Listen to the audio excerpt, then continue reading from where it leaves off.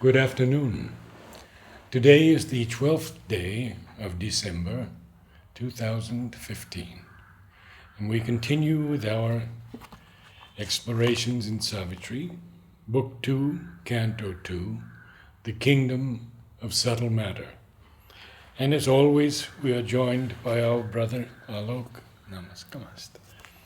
And I begin with some of Sri Aurobindo's words on Savitri in answer to the many questions and suggestions that were given to him. This one begins, the question is this: we have been wondering why you should have to write and rewrite your poetry. For instance, Savitri, 10 or 12 times. When you have all the inspiration at your command and do not have to receive it with the difficulty that faces budding yogis like us. Sri Aurobindo replies, that is very simple. I used Savitri as a means of ascension. I began with it on a certain mental level. Each time I could reach a higher level, I rewrote from that level.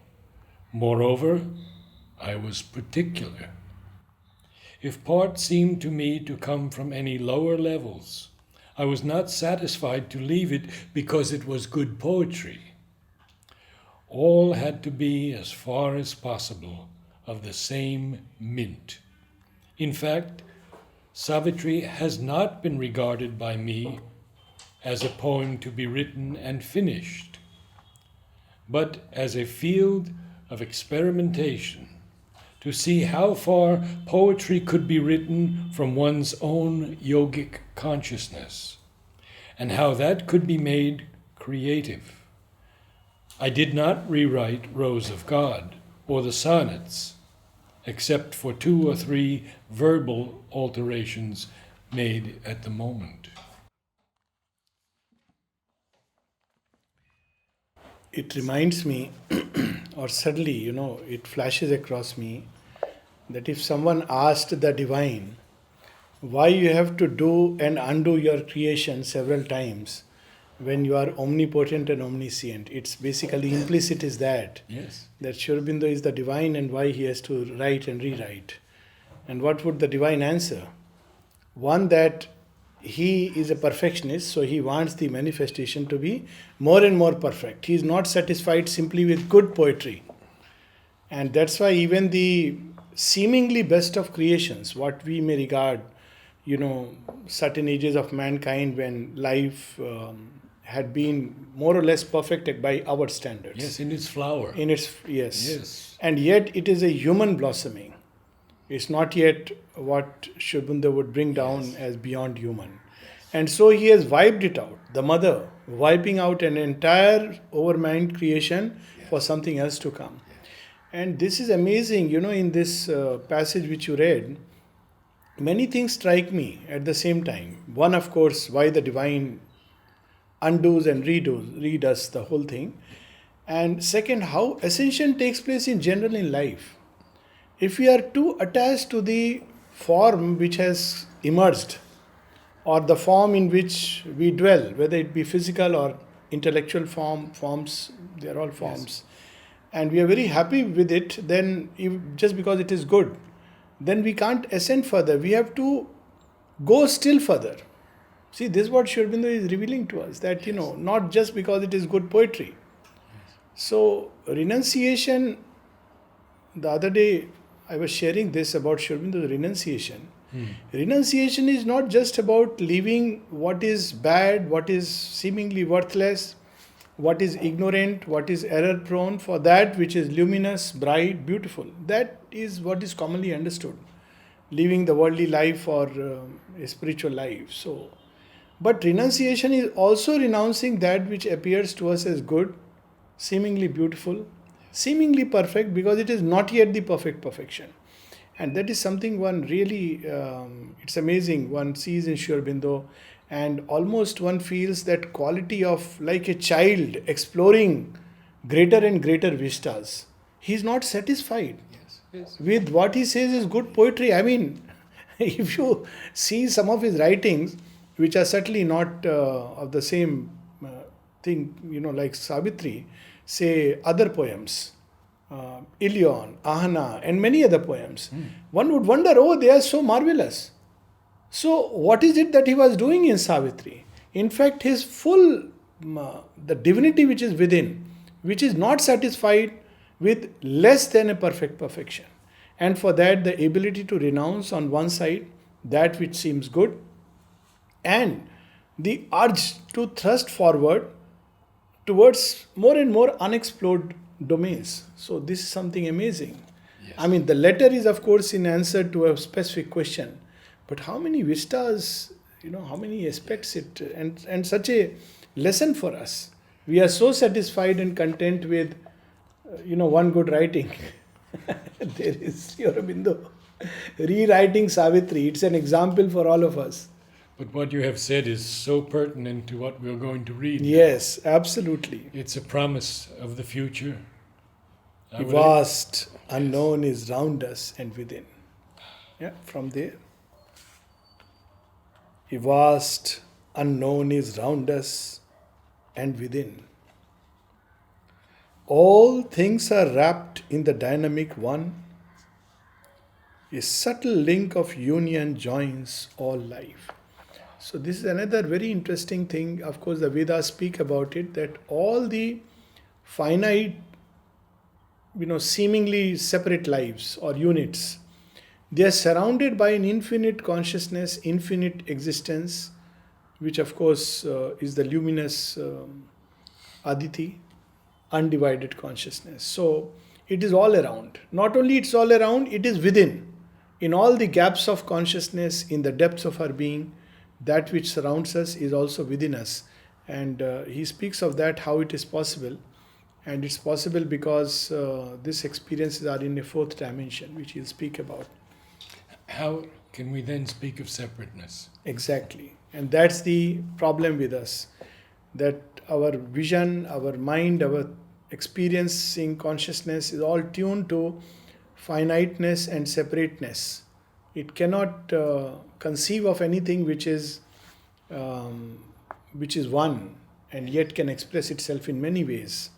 Though in everyday life we see this play of oneness and division all the time. Last time we spoke about the plant life and all living beings. We can go to all created things and we will see that there is oneness behind.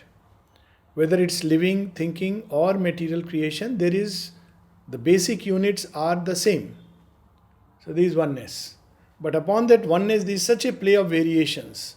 And it's a magic and a marvel. Look at, just with 20 amino acids. So many forms of life. Amazing. With 108 elements in creation. Maybe some more or less being discovered. Such a variety of substances, and then if you look at those substances, their properties. Amazing. It's as if that is only a building block used by a consciousness which can play with it. Like children, they can play with building blocks and make many things. So, if we really look at creation, it is very evident that the consciousness that is using the elements is not a finite consciousness. It doesn't seem to end or stop with anything. I mean, everything is possible within it. And then Mother finds a cellular consciousness. Yes, cellular consciousness. So here, a subtle link of union joins all life. This is a great truth. And a truth worth remembering all the time, that how much ever we may believe, we are not separate. And mankind is learning this the hard way, the ISIS way. Yes. But learning nevertheless that we are not separate. All life is interconnected. Thus, all creation is a single chain. We are not left alone in a closed scheme. That's why there is evolution. So, that concept of entropy in science, we speak about it, that it's something open-ended. It's not something finished, closed, perfected, which means the universe will go on not only materially expanding, but even inwardly growing, evolving. And You see, this simple truth changes everything. That's not a closed scheme. So many of the philosophies we say, what is this creation? They are basically implying that this is finished. But this is not finished. Now this simple change, see how Sri Aurobindo changes everything by just one small change. He says that what we are seeing is an unfinished world. That changes everything. So we don't have to go into, deeper philosophy. All that we need to know is that everything is evolving from dust to man to quasars to gods, and everything in this creation is constantly moving and changing and evolving and growing. And that gives hope. Between a driving of inconscient force and an incommunicable absolute. If we look at the mechanical drivings of the inconscient force, then we lose hope. We believe things are fixed. And we think the absolute is incommunicable. Yes. And if we turn toward that side, then we say, everything is full of hope and wonder. Yeah. So whenever we see things, this is our natural tendency to look at the inconscient mechanical fixing of things, whether in ourselves or others. So we see patterns, we see habits, we see people and their characters, we see movements of, stars or everything. And we fix it into patterns. This is a tendency of the human mind. It's very uncomfortable without that. Yes. And once fixed in a groove, it's like done, categorized, docketed, classified. Yes. But things are not like that, because all the time there is the pressure of something else from within and outside which is pulling everything in its own direction. So that is the beauty. And in man this becomes very interesting, because in other species it is fixed to its type. And evolution takes place by changing over onto a totally different form.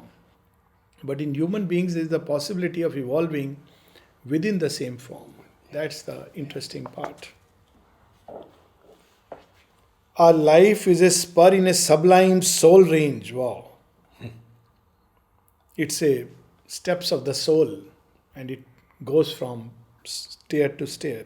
Our being looks beyond its walls of mind. But mind creates these divisions, these fixed formations and walls, thereby the walls.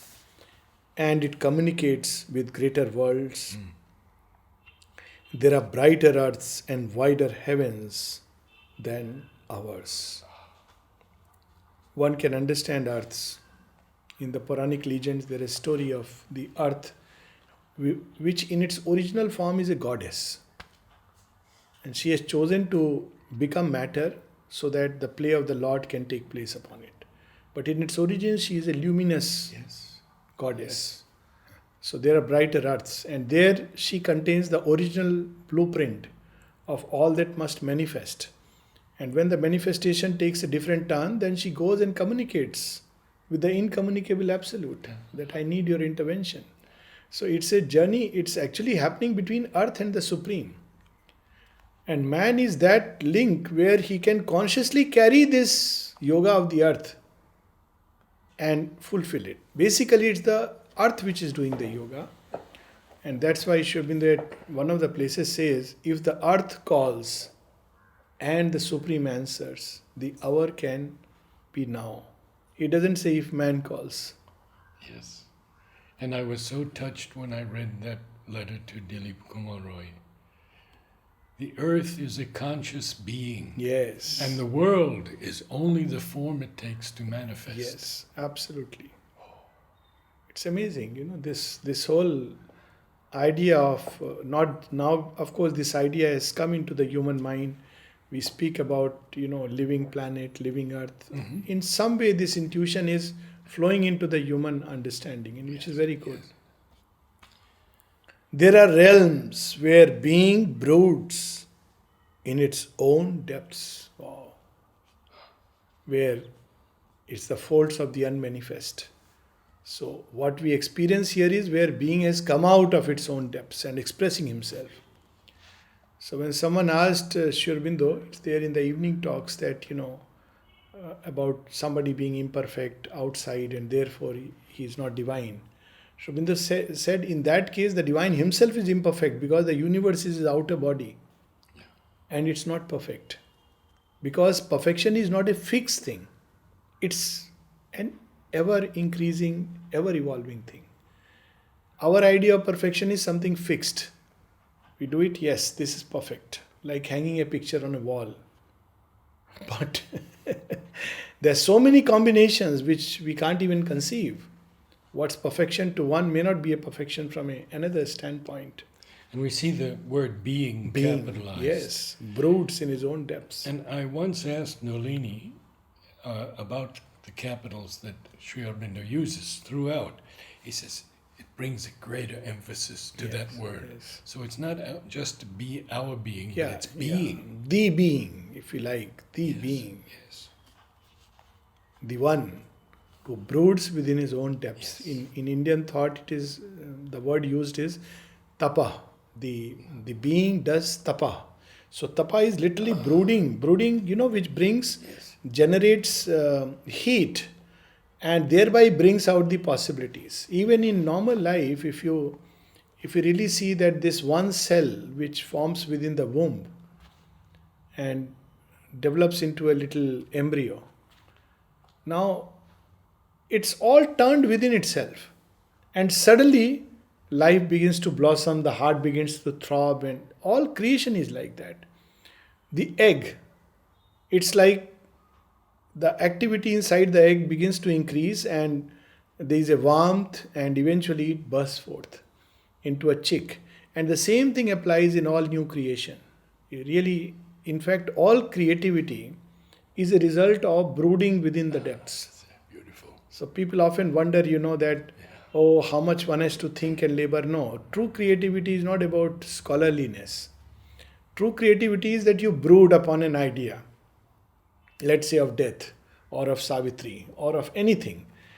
And if you brood upon that idea, after a while the truth of the idea bursts forth through language, through forms, through pictures, through images. And accompanying it is an aha experience of delight. So the being brooding within its own depths and bursting forth in a creative outburst experiences that delight. And that same delight is reproduced in a miniature way in all artists and scientists, all who are creative. It comes out. So it's one of the ways that one can truly create and become more intuitive and experience the joy of creation. Otherwise, it's a labor. Sri Aurobindo uses the word galley slave labor, where we stuff the mind with all kinds of information and make a lufsi or a khichdi. That's not creativity. Eclecticism. Yes. That's not creativity. That's exigency. So here it feels in its immense dynamic core, its nameless, unformed, unborn potencies cry for expression in the unshaped vast. So this is the way to be creative, to sit quiet, go deep within, let that idea grow inside. And it's also the way to experience and realize deep truths. For instance, the divine. So instead of discussing and debating what is the divine, this book says that book says that, if we just meditate upon it, that's how the great truths burst forth. Very often people ask, about yoga, how it is to be done. Some people ask in Savitri, tell us which are for us for practice. But to meditate on lines of Savitri is yoga, because the truth within that will burst forth. And it will then come out in different ways for different people. It doesn't have to be the same words, the same understanding, not at all, yes. So because that's how all creation comes. So here he's describing that. And the third line from the end of Savitri. Yes. She brooded through her stillness on a thought. I believe that, this is a very beautiful thing you reminded, that the mother's yoga of the cells, she had already created a supramental body and a supramental being. And she wanted to go still further and further. And from 62 onwards, the work that she has done is something which was to take it to many more levels further. And today we need not go into it, but there are many reasons and many clear insights that, she was actually preparing for a yet greater dawn. not just the supramental dawn which was established upon earth, but something still greater which is to come. She gives hints about it in several messages. So it also answers this question. Sri Aurobindo and the mother's husband had this discussion, and very often he would believe that this world is a creation of desire, and mother speaks about it. She says that Sri Aurobindo would repeatedly tell him, no, it is born out of delight. So there is a whole doctrine about creation that it is born out of desire. Now those who are creative, they know that any creative outburst is not out of desire. It's a potential. It just stirs inside. You just can't help but give it expression. So what is inside the divine is unmanifest, burst forth into this, splendorous world. Stanley Kunitz says the poem comes in the form of a prayer. Yes. And it's a delight. It accompanies a delight. Yes. Whatever be the, form of expression, even when the poet describes things which are not very, beautiful to see, but he describes it in a creative outburst, it brings delight. That's why in Indian thought, the word used is rasa. Yes. And there is a rasa even in that which is vibhats. There is a rasa. But it has to be from that core. If it is done by simply observing things and writing it something dark. Yes. But there is that, delight. Cry for expression. Look at it. In the unshaped vast, ineffable, beyond ignorance and death. The images of its everlasting truth look out from a chamber of its self-rapt soul. So this too is there, and Mother gives a very interesting exercise that most of us think with thoughts. She says, try to go beyond thoughts to idea. Now then we will see that the same idea expresses itself through different chains of thought. A lot of quarrels will cease if we look at that. Then she says, do not go beyond the idea. Now when we go beyond the idea, there are flashes like a revelation. It's a momentary flash. And you need not even catch it and give it form, but you know that something is now shaping. And then if you allow it to flow, it will express itself through different ideas and thoughts. It's like an image of truth.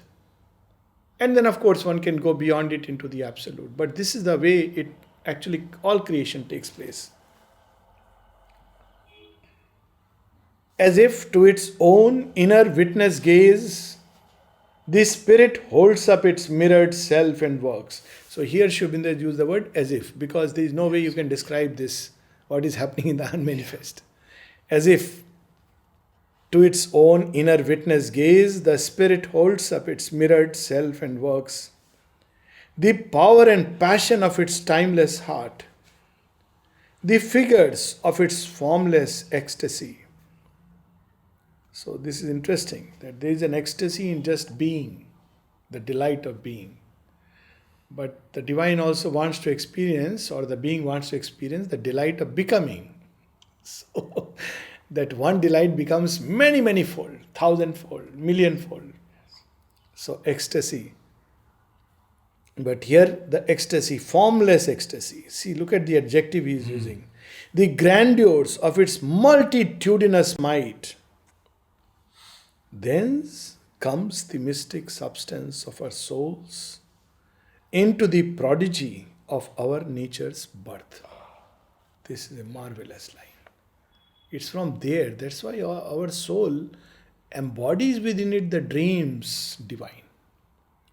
Someone was asking that, Mother has used the word about the school, that we want here, we do not want brilliant students, we want living souls. What is living soul? So living soul is this which is conscious, which spontaneously knows. So when we go here and go to the samadhi and feel something special that draws us again and again, that's the sign of a living soul. It can't be analyzed. Samadhi particularly here is a very unimposing structure. You walk in with your chappals 5 feet away, and it's not made of Italian marble. There is no covering fence except the wonderful magnificent service tree. There is nothing. I mean, you just walk up. Oh, this is Samadhi, yes. So there are people who just walk, oh, that's all. Now this is absence of a living soul. The people who go, oh, my God, this is it. You can't know from outside that this is what you are going to experience. This is a living soul. It just knows. There is no logic to it. Some people ask this question that, why is the samadhi so ordinary? That's the beauty, the divine play. That the most extraordinary is hid within the most ordinary of appearances. So this is the living soul which can feel it. So here it is the soul, because soul comes from there. It carries the dreams of the infinite, enters into our nature's birth. Prodigy, there are parts within it which can receive it, open to it, which are really touched by that sprinkling of the soul substance.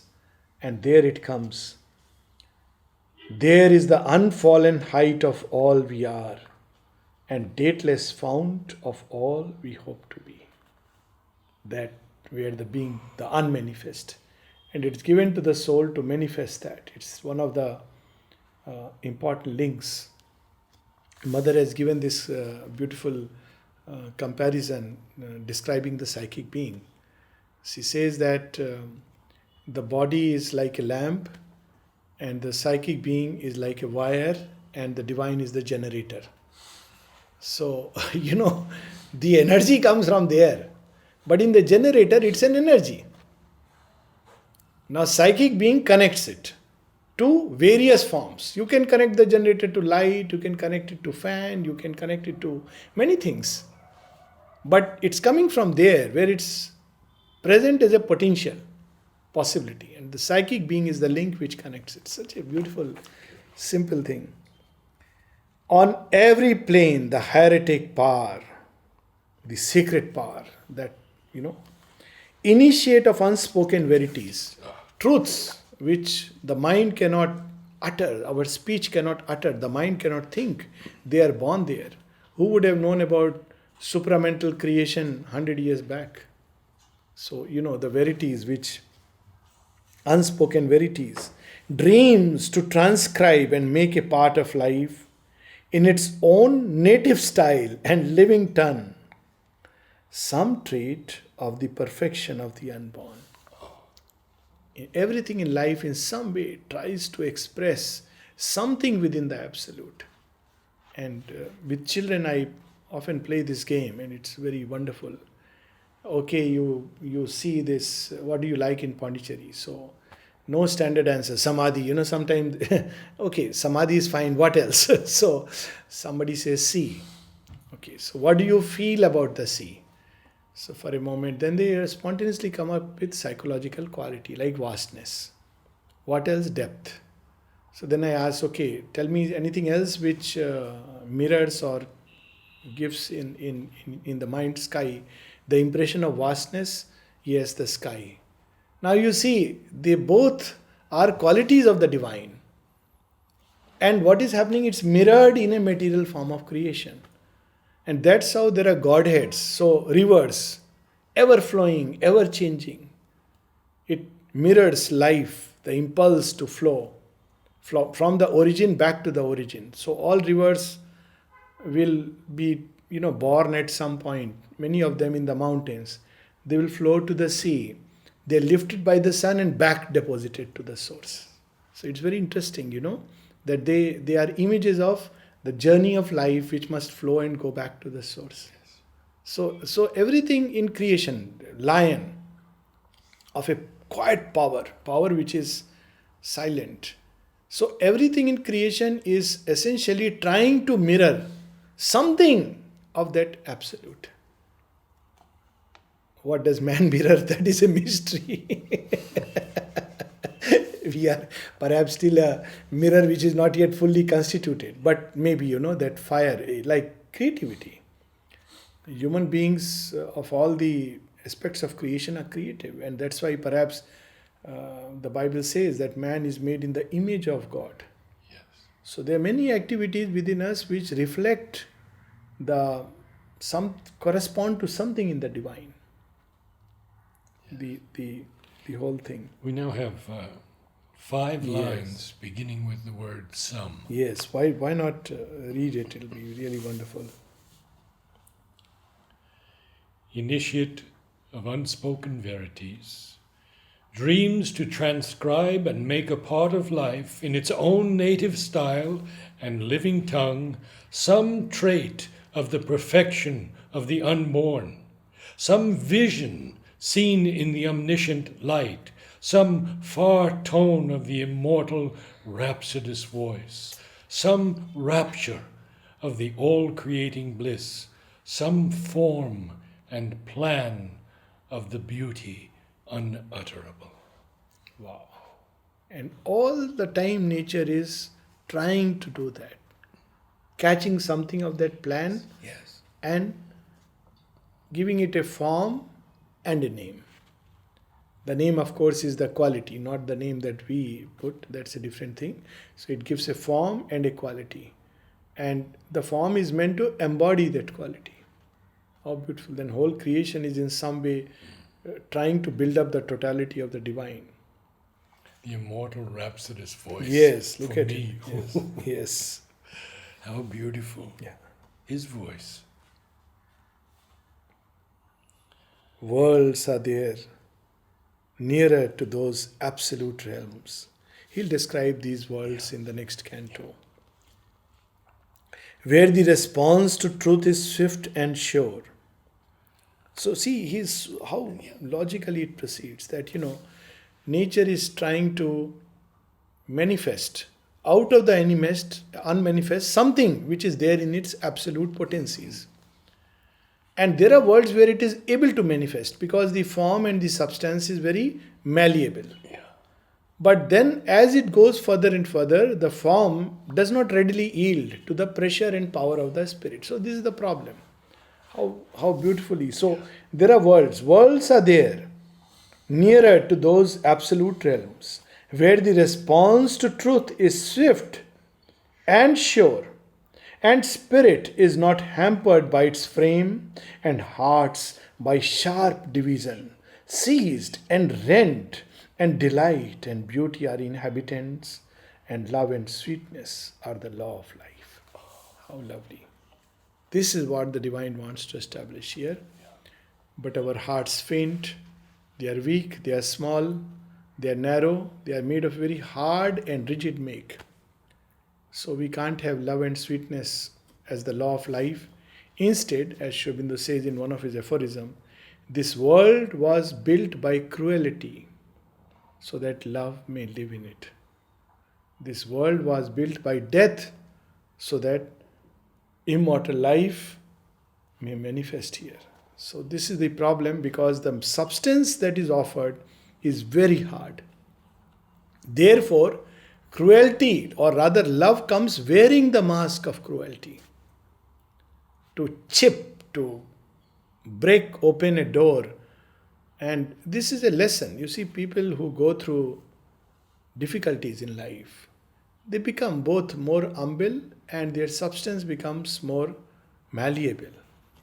Otherwise, there is so much hardness. This substance is so hard.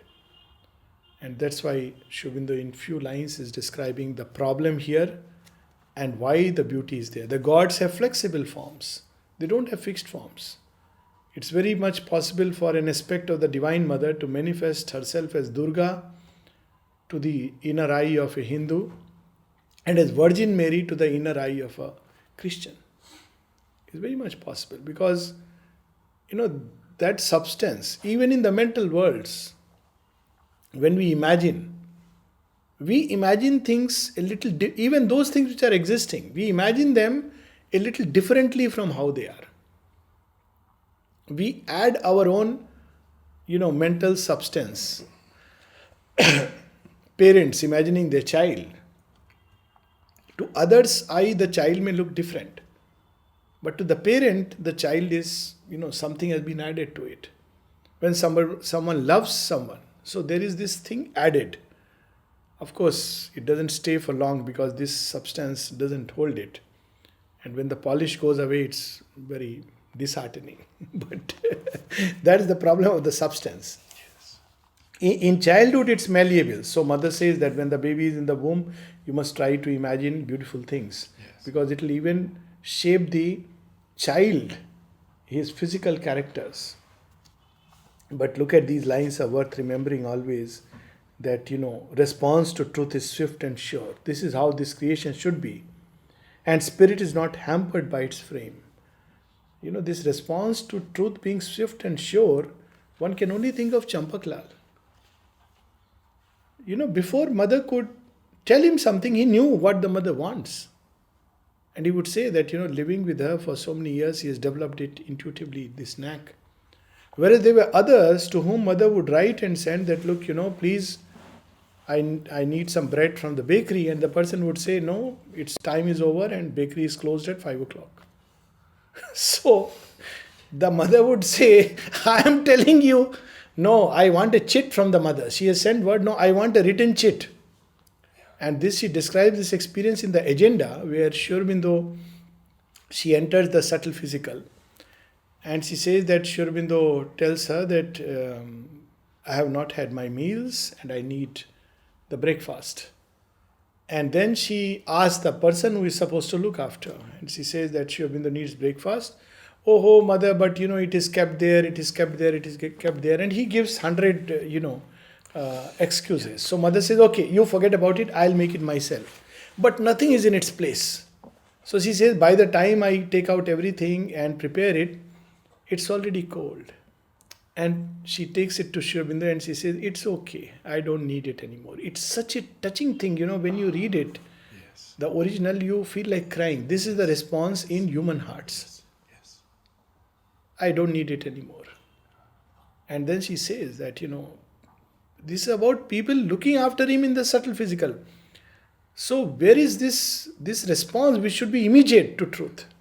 And not only that, then she says, and hearts by sharp division, seized and rent. So there are places where hearts are not seized by sharp division. Here they are. Sharp division. Oh, you are, we categorize, classify.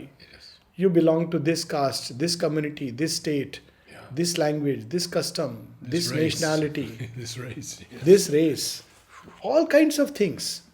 And thereby we create, sometimes worse still, likes and dislikes. That's the most atrocious. And hearts by sharp division seized and rent. And delight and beauty are inhabitants. And love and sweetness are the law of life. They all go together. Wherever there is love, there is joy, there is beauty, there is sweetness. Wherever there is beauty, there is love, there is joy, there is sweetness. Wherever there is sweetness, there is love, there is beauty, there is joy. They all go together. They are friends. The quatrain. A finer substance in a fine, subtler mold. This is the thing, that in the subtle matter and the kingdoms, which are built of subtle substance, it's malleable. But here, something is added by the inconscient. So everything becomes hard.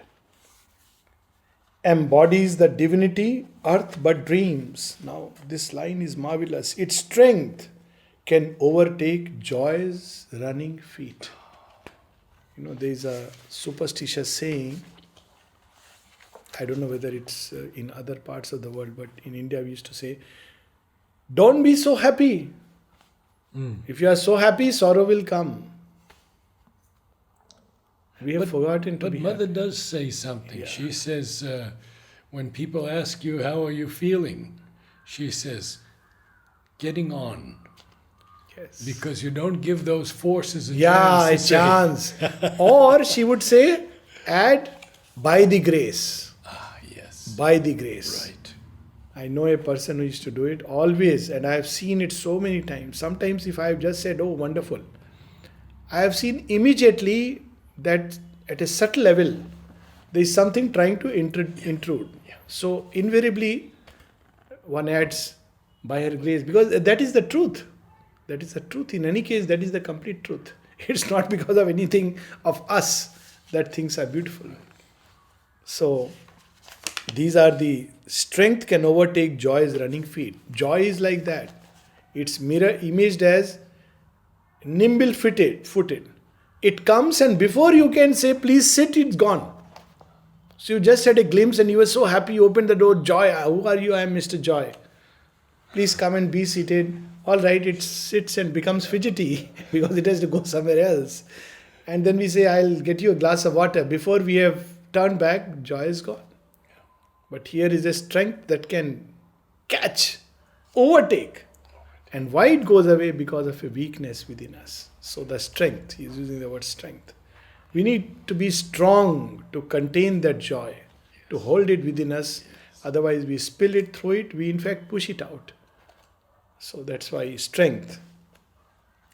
Overleaping the fixed hurdles set by time, the rapid net of an intuitive clasp captures the fugitive happiness we desire. There it's a natural state, and here we capture it. A few more lines we'll read. A nature lifted by larger breath, plastic and passive to the all-shaping fire, answers the flaming Godhead's casual touch. This is what we need to be, and so difficult to be plastic and passive. The mother says two qualities needed for supramental creation are wideness and plasticity. To be plastic to the mother's touch. And it reminds me of the baby cat. Very often people think baby cat is easy. No, baby cat means then wherever the mother cat takes you, you go. You can't say, no, I want to be here, I want to do this, I want to do that. Then it's not a baby cat. It's a baby monkey trying to behave like a baby cat. But baby cat means, okay, you are the mother cat, you decide. If you are carrying me to a place which is wilderness, fine, but you are holding me, so I am fine with it. If you are keeping me here, well, you are holding me, I am fine. Beautiful, yes. So it's all that the baby cat does is mama. And then it's plastic to wherever it takes. Plastic and passive. So we have to become that. Immune from our inertia of response. What a Sri Aurobindo alone can, you see, he is combining a positive with a negative in such a wonderful way. Response is always something positive, or we have unresponsiveness. What is inertia of response? Normally we say response or lack of response or unresponsive. Sri Aurobindo is inertia, as if something which is very dull, responds but after ages. After a long time, inertia of response. Yes. Mother is calling, okay, I'll see. Okay, please tell her that I'll come. That is inertia of response. But there were those whose response was so quick. Dyuman Bhai had a ladder in his room. We must be knowing his room, no? It's right next, near the Samadhi, or opposite the Samadhi, the corner room. Mm-hmm. So, why he had kept a ladder? So when mother would call, he didn't want to take time to go up all the way through the staircase. She would take the ladder, put it and climb through the ladder and get onto the floor. Mother is calling. What a response. Then there was this electrical department, Bulada. Yes, he had been given the task of, electrical part. So he will keep awake. That when mother's light would be switched off, then he would go to rest. What if mother needs me suddenly? What a response. Whereas the other side is inertia of response. Okay, we'll see. Okay, Savitri we will read maybe when we are little old. After we have finished other things. Difficult to understand. All this is inertia of response. Reading Savitri when we are old is a typical example. It hears the word to which our hearts are deaf, adopts the seeing of immortal eyes, and, traveller on the roads of line and hue, pursues the spirit of beauty to its home. And these last 4 lines, 5 lines.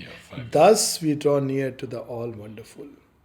We have to become passive, plastic, brood within to find God's meaning in our life. Express it. Be plastic to that touch. Be responsive. That's how we have to follow, because that is the process followed out up there. Following, now what is, people ask, what is the sign of God's presence? So very many people want some wonderful experience. Oh, I had this vision. I had that. But the short sign of God's presence In one of the letters, Sri Aurobindo says, peace is the sign of God's presence and ananda of his dynamic creative force. Sri Aurobindo's presence brings peace, the mother's touch brings ananda, if one wants to put it that way. And that's what these lines describe. Thus we draw near to the all-wonderful, following his rapture in things as sign and guide. This rapture is very different from momentary thrills. Beauty is his footprint, showing us where he has passed. Beauty of thought, beauty of feelings, beauty of actions. Love is his heartbeat's rhythm in mortal breasts. Wherever there is love and light, there is the divine. And happiness, the smile on his adorable face. I think one of the most difficult things in life is to be happy. It's a gift of grace. To simply love without any of those calculations, it's a gift of grace. To Dara, mother gave this work. He asked mother, what shall I do? Mother gave a 2-word small piece. Be happy. Dara comes back after 3-4 days. Mother, this is very difficult. Give me some other work. She wrote the same to Champakla. Yes. Be simple, be happy. Be happy.